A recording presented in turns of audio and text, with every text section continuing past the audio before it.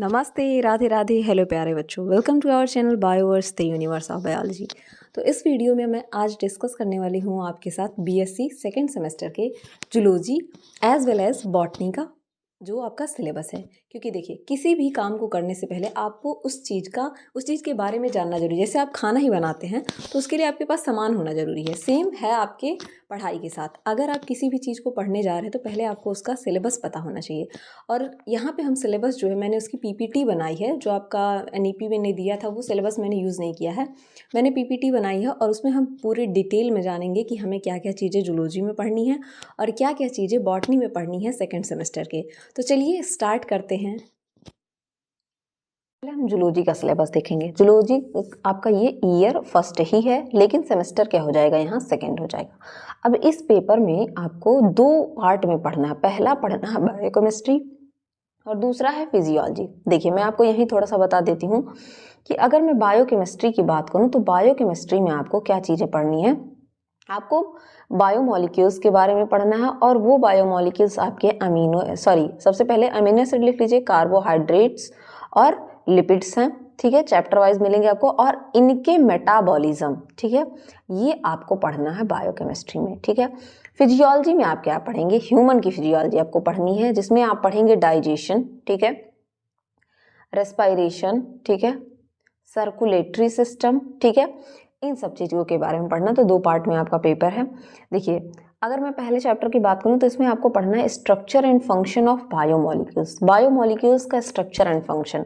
अब इसमें जो पहली चीज़ आपको पढ़नी है वो पढ़नी है आपको कार्बोहाइड्रेट के बारे में। अगर मैं सीधे सीधे बताऊं तो उसमें कार्बोहाइड्रेट में आपको पढ़ना है कि कितने टाइप के कार्बोहाइड्रेट होते हैं, उनके स्ट्रक्चर, जैसे मोनोसैकेराइड, डाइसैकेराइड एंड पॉलीसैकेराइड, ठीक।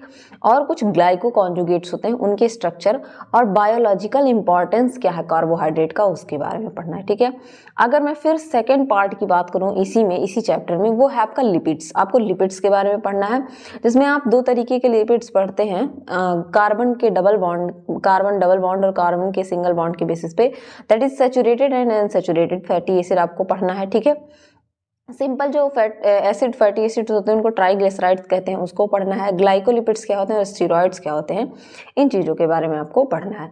इसी में आपको थर्ड सेक्शन में पढ़ना है अमीनो एसिड के बारे में, ठीक है। उसका स्ट्रक्चर कैसा होता है, क्लासिफिकेशन और जनरल प्रॉपर्टीज कैसी होती हैं अमीनो एसिड्स की, उनके बारे में। Essential non essential alpha amino acid यहाँ आएगा, ये लिखा है अल्फा अमीनो एसिड यहाँ पे, ठीक।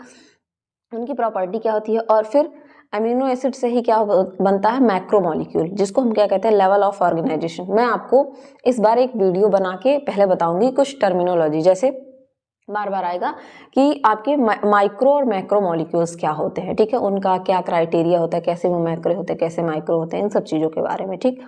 सिंपल एंड कॉन्जुगेट प्रोटीन्स के बारे में आपको पढ़ना है।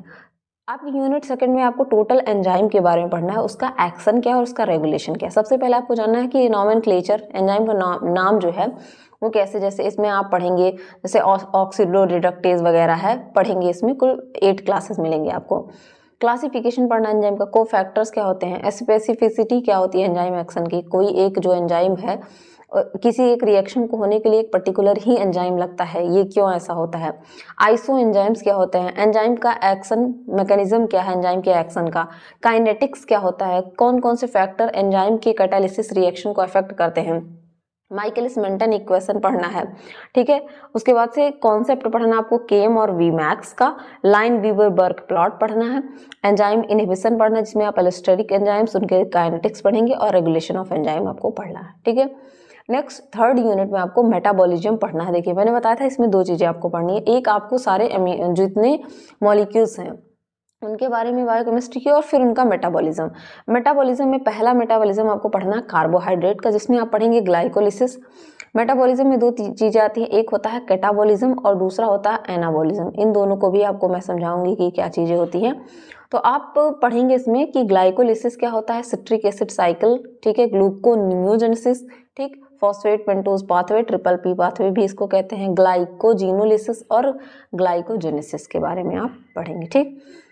फिर आप पढ़ेंगे लिपिड की बायोसिंथेसिस, जिसमें बायोसिंथेसिस ऑफ पार्मिटिक एसिड, कीटोजेनेसिस पढ़ेंगे, beta oxidation and omega oxidation क्या होता है सैचुरेटेड फैटी एसिड का, even and odd number of carbon atom है तब, ठीक।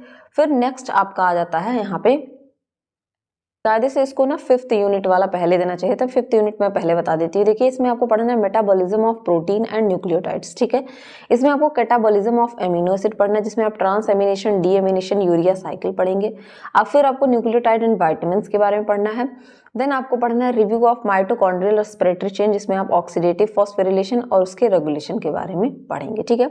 4th यूनिट में अब आ जाती है आपकी फिजियोलॉजी। फिजियोलॉजी में पहला चैप्टर है मस्कुलर सिस्टम के बारे में, जिसमें आप हिस्टोलॉजी पढ़ेंगे डिफरेंट मसल की, अल्ट्रा स्ट्रक्चर पढ़ेंगे स्केलेटल मसल का, उसका chemical basis, molecular muscles contraction कैसे होता है इसके बारे में, muscle Twitch, motor unit, summation and tetanus क्या होते हैं इनके बारे में आप पढ़ेंगे।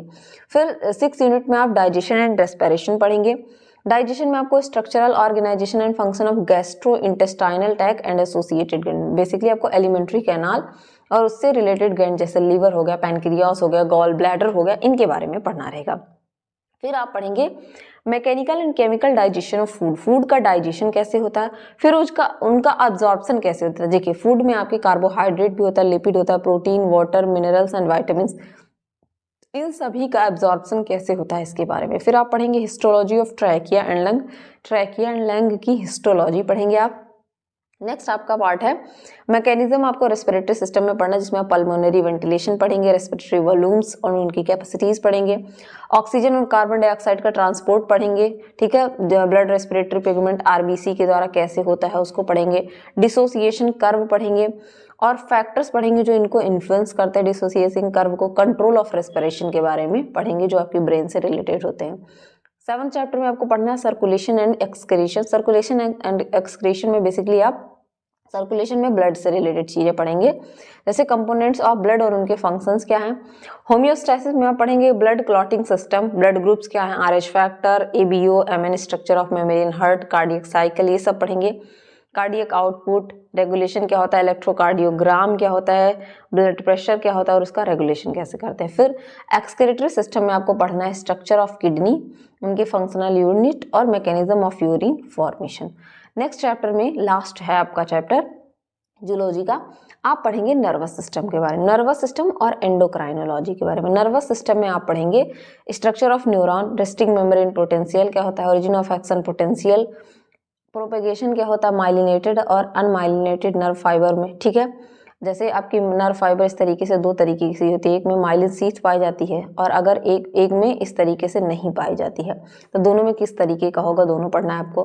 Types of synapse, endocrine gland में, एंडोक्राइनोलॉजी में आपको बेसिकली इस चैप्टर को केमिकल कोऑर्डिनेशन के भी नाम से जानते हैं। Pineal, pituitary, thyroid, parathyroid, pancreas, adrenal, इन सब से सिक्रीट होने वाले हार्मोन के बारे में पढ़ना है। हार्मोन का क्लासिफिकेशन पढ़ना है कि कौन सा पेप्टाइड हार्मोन है, कौन सा स्टेरॉयड हार्मोन है, इन सब के बारे में। और mechanism of hormone action, hormone कैसे काम करता है, जैसे कुछ पेप्टाइड हार्मोन होते हैं जो प्रोटीन के बने होते हैं, कुछ लिपिड के हार्मोन होते हैं, तो सेल की जो लेयर होती है उसको क्रॉस करने वाला लिपिड आसानी से क्रॉस कर लेगा, जबकि प्रोटीन नहीं कर पाएगा, तो उसके बेसिस पे हम इसका एक्शन पढ़ेंगे। अब हम 6th सेमेस्टर के आपके बॉटनी का सिलेबस डिस्कस करते हैं। आपको बेसिकली आपने 1st सेमेस्टर में क्या पढ़ा था, फंजाई के बारे में, बैक्टीरिया, वायरस, फंजाई, एल्गी और लाइकेंस के बारे में। अब उसके आगे आपके क्या आते हैं प्लांट किंगडम में, प्लांट किंगडम में बेसिकली आपने एल्गी तक पढ़ लिया था। एल्गी के बाद क्या आता है ब्रायोफाइट, टेरिडोफाइट, जिम्नोस्पर्म और एंजियोस्पर्म, तो आर्कीगोनिड्स में आप इनको पढ़ेंगे और प्लांट के आर्किटेक्चर के बारे में पढ़ेंगे, मतलब उसकी मॉर्फोलॉजी कैसी होती है, स्टेम, लीव्स, रूट्स कैसे होते हैं इसके बारे में पढ़ेंगे, ठीक है। उसकी एनाटॉमी कैसी होती है इसके बारे में पढ़ेंगे। इन्हीं 2 चीज़ों के बारे में आपको पढ़ना है, अगर सिंपल वे में समझाऊं, ठीक है। आगे के 4 चैप्टर आपको आर्कीगोनिड्स यानी कि ब्रायोफाइट, टेरिडोफाइट, जिम्नोस्पर्म, एंजियोस्पर्म से मिलेंगे। फिर एंजियोस्पर्म सबसे डेवलप हो गया तो उसी का आप आर्किटेक्चर पढ़ते हैं, ठीक है। पहला चैप्टर है इंट्रोडक्शन टू आर्कीगोनिएट एंड ब्रायोफाइट्स, ठीक है। इसमें पहले आपको यूनिक फीचर्स बताने हैं आर्कीगोनिएट्स के, आर्कीगोनिया क्या होते हैं। जैसे आपने फंजाई में पढ़ा कि फंजाई क्या होते हैं, एक क्लोरोफिलस होते हैं, थैलोफाइट होते हैं, ठीक है, उनमें रूट वगैरह डेवलप नहीं होते। फिर आप एल्गी में आए तो वो क्लोरोफाइट हो गए, ठीक है, थैलोफाइट वो भी थे लेकिन कुछ उनमें एडवांस कैरेक्टर। फिर आगे आएंगे आपके ब्रायोफाइट्स जिनको कि आर्कीगोनिएट्स भी कहते हैं। फिर ब्रायोफाइट का आप जनरल कैरेक्टर पढ़ेंगे, एडाप्टेशन पढ़ेंगे कि कैसे जैसे वो लैंड पे आए, जैसे इनको क्या कहा जाता है, ब्रायोफाइट को एम्फीबियंस भी कहा जाता है, लैंड एम्फीबियंस कहा जाता है, क्योंकि ये पानी और लैंड दोनों में रहते हैं, ठीक है। रेंज ऑफ थैलस ऑर्गेनाइजेशन क्या है, इसके बारे में पढ़ेंगे, ठीक है। क्लासिफिकेशन पढ़ेंगे फैमिली तक, किसके द्वारा, प्रोस्क्योर के द्वारा दिया हुआ। मॉर्फोलॉजी, एनाटॉमी एंड रिप्रोडक्शन पढ़ेंगे, कौन कौन से प्लांट का, रिक्सिया का, ब्रायोफाइट में आप मार्गेंसिया, एंथोसिरॉस और स्फैगनम का, और इनकी डेवलपमेंटल डिटेल्स पढ़ेंगे, जिसमें बहुत ज़्यादा डिटेलिंग नहीं होगी, टू नॉट टू इंक्लूड, मतलब बहुत ज़्यादा विस्तार में नहीं पढ़ना है, ठीक ठाक, मतलब एक एवरेज में पढ़ना है। और इकोनॉमिक इंपॉर्टेंस ब्रायोफाइटा का पढ़ेंगे, ठीक है। नेक्स्ट बात करें टेरिडोफाइटा की, तो टेरिडोफाइटा में क्या है कि जनरल कैरेक्टरिस्टिक पढ़ना आपको, ठीक है। अर्ली प्लांट, जिसको कि राइनिया कहते हैं, एफ नहीं रहेगा, राइनिया कहते हैं, राइनिया के बारे में आपको पढ़ना रहेगा। अब देखिए, इसीलिए मैंने पीपीटी इसकी बनाई है, ताकि आपको चीज़ें बहुत अच्छे से समझ में आए कि किस प्लांट के बारे में आपको पढ़ना है, क्या पढ़ना है, ठीक है। नेक्स्ट आपको है क्लासिफिकेशन, इसमें भी पढ़ना है, किसके द्वारा, बियर हॉस्ट के द्वारा, जो दिया गया है 1971 में विथ एग्जाम्पल। फिर इसकी भी मॉर्फोलॉजी, एनाटॉमी, रिप्रोडक्शन पढ़ना है, किस प्लांट का, इसका डेवलपमेंट भी, लाइकोपोडियम का, सिलाजिनाला का, इक्विसिटम, मार्सिलिया का, ठीक है।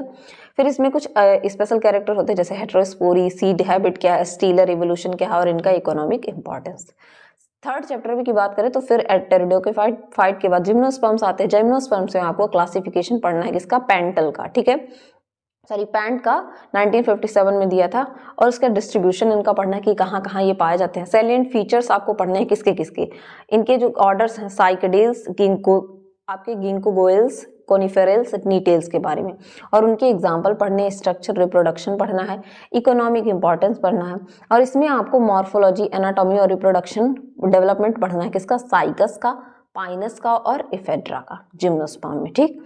पैलियोबॉटनी की अगर मैं बात करूं तो पैलियोबॉटनी में हम क्या करते हैं, जनरल अकाउंट पढ़ेंगे आपके साइकेडोफेल्स की, ठीक है, बेनिटियल्स की और कॉर्डिएटियल्स की, और इसमें बेसिकली हम किसके बारे में, फॉसिल्स के बारे में पढ़ते हैं। तो जियोलॉजिकल टाइम स्केल भी पढ़ेंगे, brief account of process of fossilisation पढ़ेंगे, टाइप ऑफ फॉसिल पढ़ेंगे, स्टडी टेक्निक पढ़ेंगे, और बीरबल सहानी जो इंडियन फॉसिल जो पैलेंटोलॉजिस्ट थे, उनका क्या आपका योगदान है इसमें, इसके बारे में पढ़ेंगे। एंजियोस्पर्म फिफ्थ यूनिट में आप पढ़ेंगे एंजियोस्पर्म। एंजियोस्पर्म सबसे ज़्यादा डेवलप हो जाते हैं, ठीक है। अब यहाँ तक आपने पढ़ा जिम्नोस्पर्म, जिम्नोस्पर्म के बाद एंजियोस्पर्म आप क्या कहते हैं, एंजियोस्पर्म सबसे ज़्यादा डेवलप हो जाते हैं। यहाँ पे आपको stem, root, leaves and flower in inflorescence, यहाँ पे रहेगा इनफ्लोरेसेंस, ठीक है। इन्फ्लोरेसेंस मतलब फ्लावर, जो फ्लोरल फॉर्मूला पढ़ते हैं आप, floral part, calyx, corolla, sepal, petal, इसके बारे में पढ़ेंगे। तो इनकी morphology and modification of root के बारे में, स्टेम का मॉडिफिकेशन, लीफ का, बड का, टाइप्स ऑफ इन्फ्लोरेसेंस किस तरीके से पाया जाता है इनमें, जैसे कि फ्लावर का part, fruit, types of placentation, definition और टाइप्स ऑफ कितने तरीके के सीड पाए जाते हैं। फिर पढ़ेंगे आप प्लांट की एनाटॉमी के बारे में। एनाटॉमी के बारे में आप पढ़ते हैं टिश्यूज वगैरह के बारे में, तो आप पढ़ेंगे कि किस तरीके से मेरिस्टेमेटिक और परमानेंट टिश्यू ऑर्गन पाए जाते हैं रूट में, स्टेम में, लीफ में, ठीक है। Apical meristem and theories on apical organisation पढ़ेंगे, एपिकल सेल थियरी पढ़ेंगे, हिस्टोजन थियरी पढ़ेंगे, ट्यूनिका कार्पस थियरी पढ़ेंगे, ठीक है। सेकेंडरी ग्रोथ्स होते हैं आपके एंजियोस्पर्म्स में, रूट और स्टेम कैम्बियम के बारे में, स्ट्रक्चर और फंक्शन उनका पढ़ेंगे, एनुलर रिंग्स पढ़ेंगे। अब एनामेलस सेकेंडरी ग्रोथ पाए जाते हैं किसमें, आपके बिग्नोनिया, बोरहैविया, ड्रेसिना, निक्टेंथस, इनके बारे में आपको एंजियोस्पर्म्स में से बिग्नोनिया, बोरहैविया, ड्रेसिना और निक्टेंथस के बारे में आपको पढ़ना है, ठीक है। फिर आप पढ़ेंगे 7th चैप्टर में रिप्रोडक्टिव बॉटनी। रिप्रोडक्टिव बॉटनी में आपको क्या करना है, प्लांट की एम्ब्रियोलॉजी, रिप्रोडक्शन से रिलेटेड है, तो जैसे आपने एनिमल्स में देखा है उसी तरीके से यहाँ भी चीजें क्या हो जाती है, चेंज हो जाती है। जैसे यहाँ माइक्रोस्पोरेंजिया और माइक्रोस्पोरोजेनेसिस पढ़ेंगे आप, ठीक है, आपके मेल्स और फीमेल के पर्सपेक्टिव से। स्ट्रक्चर ऑफ मेगास्पोरेंजिया और उसके टाइप और मेगास्पोरोजेनेसिस पढ़ेंगे। जैसे वहाँ पे आप पढ़ते हैं एनिमल्स वाले में क्या आप पढ़ते हैं, स्पर्मेटोजेनेसिस, ठीक है, आपके और गैमीटोजेनेसिस पढ़ते हैं, ठीक है। तो इस तरीके से इसमें पढ़ेंगे। ओव्यूलेशन वहाँ पढ़ते हैं। Structure and type of female gametophyte, ठीक है। टाइप्स ऑफ पॉलिनेशन, कितने तरीके का पॉलिनेशन होता है, मेथड क्या होता है पॉलिनेशन का। जर्मिनेशन ऑफ पॉलन ग्रेन पढ़ना है। स्ट्रक्चर ऑफ मेल गैमेटोफाइट पढ़ना है। Fertilisation, structure of dicot and monocot embryo पढ़ना है। एंडोस्पर्म क्या होता है, डबल फर्टिलाइजेशन क्या होता है, एपोमिक्सिस क्या होता है और पॉली एम्ब्रियोनी क्या होता है। ये पॉली रहेगा, पॉटी नहीं, पॉली एम्ब्रियोनी, ठीक। फिर आपको पढ़ना लास्ट चैप्टर पैलिनोलॉजी। पैलिनोलॉजी में हम पढ़ते हैं पॉलन के स्ट्रक्चर, पॉलन की मॉर्फोलॉजी। स्टडी ऑफ पॉलन क्या कहलाता है? पैलिनोलॉजी कहलाता है। पॉलन एलर्जी क्या होता है? अप्लाइड पैलिनोलॉजी क्या होता है, जिसमें आप बेसिक कॉन्सेप्ट पढ़ेंगे। पैलाइकोपैलिनोलॉजी, एरोपैलिनोलॉजी, ठीक है, forensic palynology, role in taxonomic evidences. तो आपको कुल मिला के जूलॉजी और बॉटनी में 8 यूनिट्स पढ़ने थे, जिसको मैंने पूरी तरीके से डिस्कस कर दिया है और मैंने कोशिश की है इसको इतने सिंपल वे में समझाने की, कौन सा प्लांट किसमें पढ़ना है, कौन सा चीज़ें पढ़नी है, फिर जूलॉजी में भी इसी तरीके से। तो होपफुली ये चीज़ें आपको समझ में आई होंगी। समझ में आई हो तो आप इसको अच्छे से ध्यान से एक बार, मैं तो ये कहूँगी कि आप एक बार इसको जरूर नोट डाउन कर लीजिए, ताकि आपको पता रहे कि आपको क्या चीज़ें पढ़नी है। तो जैसा कि मैंने पहले भी कहा है कि आप अगर कहीं युद्ध करने जा रहे हैं तो पहले आप उसकी तैयारी कर लेते हैं, नहीं तो अगर आपके पास चीज़ें ही नहीं रहेंगी तो आप आगे जाके लड़ाई कैसे करेंगे। तो सबसे पहला जो आपका शस्त्र है वो है सिलेबस पता होना। तो सिलेबस को आप जरूर कर लीजिए। तब तक के लिए पढ़ते रहिए, बढ़ते रहिए। Thank you everyone.